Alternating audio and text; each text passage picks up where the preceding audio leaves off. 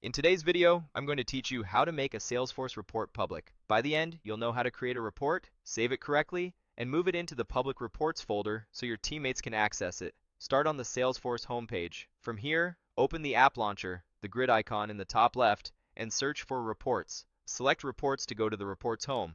This is where all your reporting folders and lists live. At the top, you'll see different views, including public reports and private reports. It's useful to click into public reports first to understand what's already shared across your organization. Then switch to private reports so you're looking at your personal workspace where new reports are typically saved by default. Now let's create a new report. Click New Report. Salesforce will prompt you to choose a report type. In the selector, locate the Data Cloud category, then pick the Static Currency Rates Home Report type. Click Continue to open the report builder with that type. Even if you plan to customize the report later, it's a good habit to save early so you have a named draft in a folder. In the builder, open the More Actions menu and choose Save. Give the report a clear, unique name that makes it easy to find later. Add a concise description that explains the purpose of the report and who it's for. This is especially helpful once the report is public, because others will rely on that context to decide whether it meets their needs.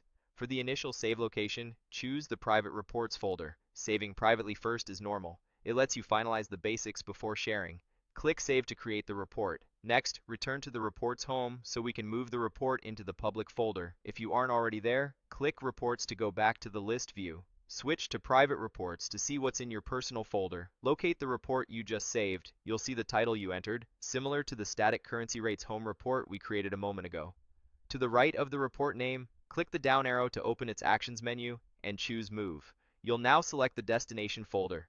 In the Move dialog, navigate to the Public Reports folder. Select it, then confirm by clicking Select Folder or the similar confirmation option you see. This action moves your report out of your private reports and into the organization's Public Reports folder. To verify the move, switch to the Public Reports view. Your report should now appear in the list. When it's visible here, that's your confirmation that the report is public. Other users who have access to reports will be able to find it in this folder. Keep in mind, making a report public does not override data security. Viewers will still only see records they're permitted to see based on their permissions and sharing settings. A few quick tips to ensure a smooth experience. If you don't see the option to move a report into public reports, you may need additional permissions for managing public folders. Contact your Salesforce admin to request access. Use descriptive, stable names and a helpful description to make the report discoverable. If your organization has many public reports, consider aligning your title with team naming conventions so it sorts and filters predictably. Finally, if you plan to iterate, it's perfectly fine to keep saving in private reports until you're confident the report is ready to share, then move it once. That's it. You created a new report, saved it properly, and moved it into public reports so your team can use it. Thanks for following along, and feel free to replay any section if you need a quick refresher while you're working in Salesforce.